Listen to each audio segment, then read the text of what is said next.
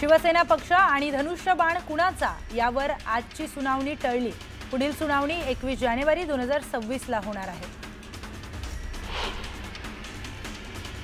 जालन्यात युती झाली नाही तर भाजपचा टांगापलटी करून घोडे फरार करू असा इशारा शिवसेनेचे आमदार अर्जुन खोतकर यांनी भाजपला दिलाय। महापालिका निवडणुकीसाठी भाजपला आम्ही प्रस्ताव दिलाय, मात्र त्यांच्याकडून अजून कोणतेही उत्तर आलेलं नसल्याचं ते म्हणाले। पुण्यातील जमीन घोटाळा प्रकरणी अजित पवारांनी उपमुख्यमंत्री पदासह पालकमंत्री पदाचा राजीनामा द्यावा अशी मागणी अंजली दमानिया यांनी केली आहे। चौकशी करणारे 6 पैकी 5 सदस्य पुण्यातले आहेत। अजित पवार पदावर असताना निष्पक्ष चौकशी कशी होणार असा सवाल दमानिया यांनी केलाय। शीतल तेजवानींना खरेदी खतावर सही करण्याचे अधिकार नाहीत, करार रद्द करण्याचे अधिकार पार्थ पवार अमेडिया कंपनीकडे नाहीत असं दमानिया म्हणाल्या। कायद्याने हा व्यवहार रद्द करता येणार नाही, सिव्हिल कोर्टात जाऊन सरकारच व्यवहार रद्द करू शकतं असं दमानिया यांनी सांगितलं।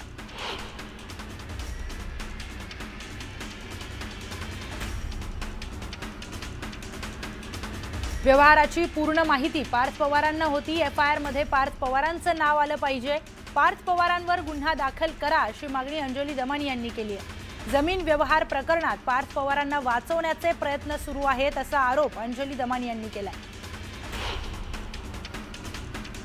राष्ट्रवादीकडून सोलापूर जिल्ह्यासाठी कार्यकारिणी जाहीर करण्यात आली आहे। शरद पवारांच्या राष्ट्रवादीचे माजी जिल्हाध्यक्ष बळीराम काका साठेंचाही कार्यकारिणीमध्ये समावेश करण्यात आलाय। साठेंचा अद्यापही राष्ट्रवादीमध्ये प्रवेश झाला नसल्याने त्यांच्या नियुक्तीवरून जोरदार चर्चा होती आहे। सातारा जिल्ह्यात नगरपालिका निवडणुकीची राजकीय पक्षांकडून जोरदार तयारी सुरू झाली आहे, मात्र एकाही उमेदवाराने अद्याप अर्ज भरला नसल्याने आश्चर्य व्यक्त करण्यात येत आहे। दरम्यान कुणाला संधी मिळणार हे पाहणं महत्त्वाचं ठरणार आहे। स्थानिक स्वराज्य संस्था निवडणुकीपूर्वी बीडचे राष्ट्रवादी काँग्रेस शरद पवार पक्षाचे आमदार संदीप क्षीरसागर यांना धक्का बसलाय। त्यांचे स्वीय सहाय्यक सतीश शेळके यांच्यासह अनेक कार्यकर्त्यांनी शिवसेनेमध्ये प्रवेश केला। महाड तालुक्यातील सुशांत जाबरे यांची राष्ट्रवादी काँग्रेस पक्षाच्या युवक महाराष्ट्र प्रदेश उपाध्यक्षपदी नियुक्ती करण्यात आली। या नियुक्तीला उपमुख्यमंत्री अजित पवार उपस्थित होते। पक्षात प्रवेश करताना सुशांत जाबरेवर मोठी जबाबदारीही देण्यात आली। भाजपकडून नगराध्यक्ष पदाच्या उमेदवारांवर शिक्कामोर्तब करण्यात आलाय, तर बहुतांश उमेदवारांना एबी फॉर्मचं वाटपही केल्याची माहिती सूत्रांकडून मिळाली आहे। तर उर्वरित जागांवरील उमेदवार निश्चित 2 ते 3 दिवसांमध्ये होणार असल्याची माहिती आहे। सोलापूर नगर परिषदेच्या नगराध्यक्ष पदासाठी 2 दिवसात 3 उमेदवारी अर्ज दाखल झालेत। नगराध्यक्ष पदासाठी 2 अर्ज, तर अनगर नगरपंचायतीच्या नगराध्यक्ष पदासाठी 1 असे एकूण 3 अर्ज दाखल झाले आहेत। पुण्याच्या जेजुरी नगर परिषदेची निवडणूक दोन्ही पवार एकत्र लढण्याची शक्यता आहे। जेजुरी नगर परिषदेमध्ये 20 जागा एकत्र लढण्याची चर्चा सुरू असल्याची माहिती आहे। अमरावती महापालिकेच्या निवडणुकीसाठी आरक्षण जाहीर करण्यात आलंय। संपूर्ण 87 जागांसाठी आरक्षण जाहीर झालंय। यात 44 जागा महिलांसाठी राखीव ठेवण्यात आल्या आहेत, त्यामुळे काहींना धक्का बसलाय। बार्शी नगर परिषदेच्या निवडणुकीचं वातावरण तापलंय। बार्शीत राजेंद्र राऊत विरोधात दिलीप सोपल अशी लढत होणार आहे। शिवसेना ठाकरे गटाचे आमदार दिलीप सोपल यांच्या पराभवासाठी भाजप नेते राजेंद्र राऊत यांच्याकडून तयारी करण्यात आली आहे। पिंपरी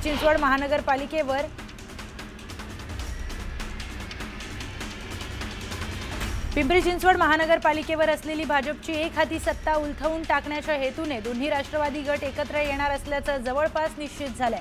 भाजपला रोखण्यासाठी युती करण्याबाबत दोन्ही गटाच्या शहराध्यक्षांनी देखील सहमती दर्शवली आहे। त्यामुळे भाजपला रोखण्यासाठी राष्ट्रवादीकडून खेळली गेलेली ही नवी राजकीय खेळी यशस्वी होईल का याकडे सगळ्यांचं लक्ष लागलंय। येणाऱ्या 2 डिसेंबर रोजी फुलंब्री नगर परिषदेसाठी मतदान होणार आहे। फुलंब्री नगर परिषदेमध्ये महायुती विरुद्ध महाविकास आघाडी, त्यामध्ये भाजपा विरुद्ध शिवसेना ठाकरे गट अशी लढत असणार आहे। चहाची टपरी, पान टपरी आणि इतर ठिकाणी सध्या नगर परिषदेच्या निवडणुकीची चर्चा सुरू आहे। कोल्हापुरात दोन्ही राष्ट्रवादी एकत्र आले आहेत। स्थानिक स्वराज्य संस्थेच्या निवडणुकीत राष्ट्रवादी शरद पवार आणि राष्ट्रवादी अजित पवार या दोन्ही पक्षांची युती झाली आहे। चंदगड नगर परिषदेमध्ये दोन्ही राष्ट्रवादींनी आघाडीची घोषणा केली। दोन्ही राष्ट्रवादी एकत्र आणण्याबाबत चर्चा सुरू असल्याची माहिती दत्तात्रय भरणेंनी दिली आहे। अजित पवारांची भेट घेतल्यानंतर त्यांनी हे वक्तव्य केलं। भुसावळमध्ये शिवसेना उभाठा पक्षाचा मेळावा पार पडला। मेळाव्यात पक्षाच्या धोरणांवर, संघटनात्मक बांधणीवर आणि कार्यकर्त्यांच्या अडचणींवर सविस्तर चर्चा करण्यात आली। आगामी स्थानिक स्वराज्य संस्थांच्या अनुषंगाने सोलापुरात राष्ट्रवादी शरद पवार पक्षाला भाजपने मोठा धक्का दिलाय।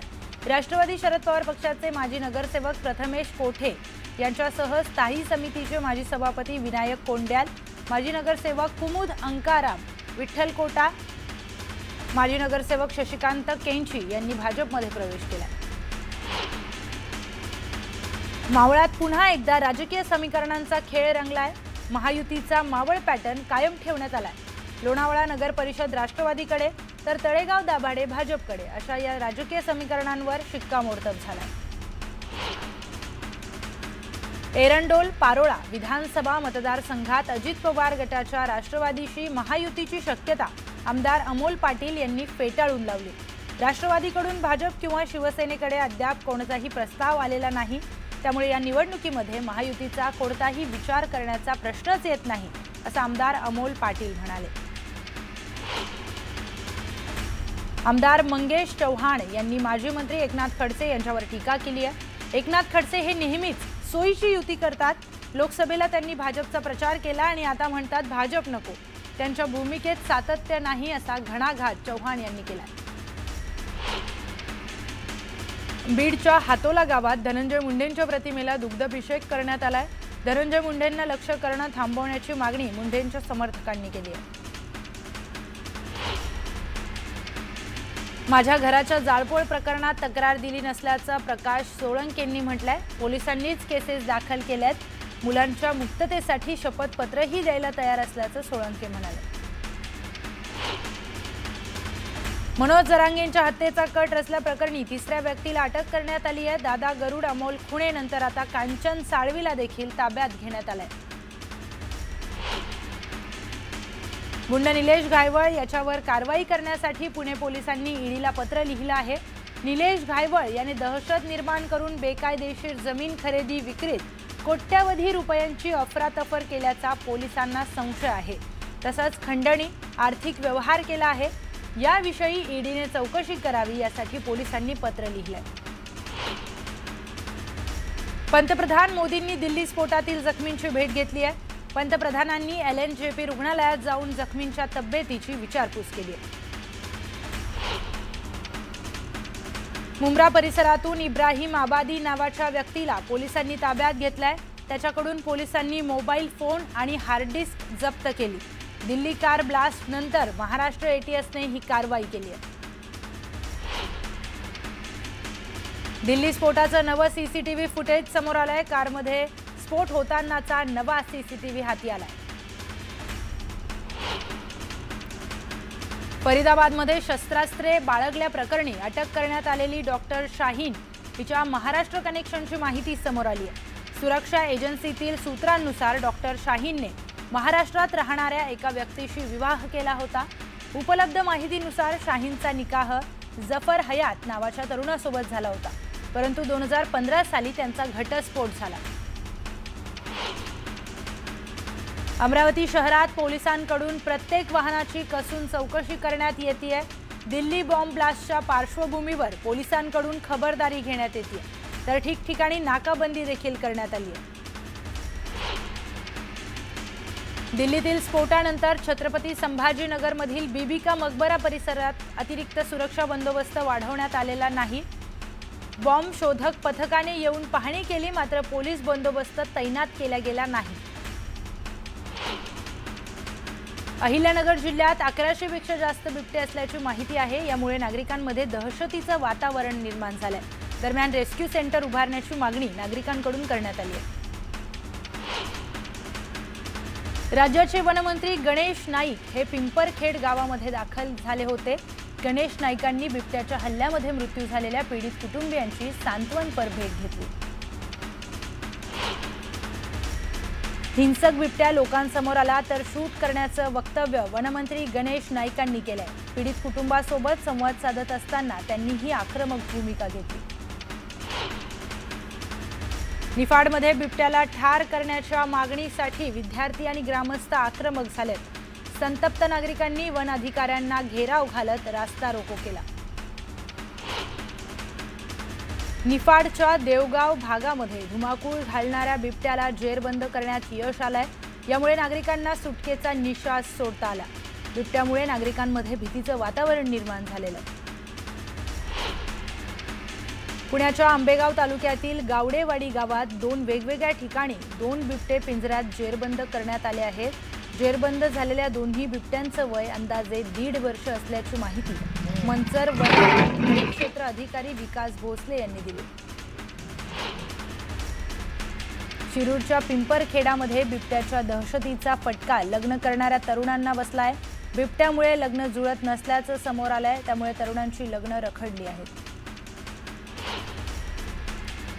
मराठवाड्यात अनुदान वाटपात अन्याय झाल्याचा आरोप शेतकऱ्यांनी केलाय। एका शेतकऱ्याला 90 गुंठ्याच्या नुकसानीसाठी 15,300 अनुदान मिळाल्याचा आरोप करण्यात आलाय।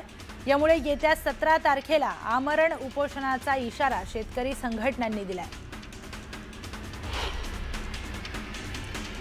अखिल स्तरीय महासेवा आणि आधार संघटनेनं 3 दिवस संपाची हाक दिली आहे। नव्या केंद्रांना मंजुरी दिल्यानं जुन्या केंद्रधारकांवर उपासमारीची वेळ आल्याचा आरोप करण्यात आलाय।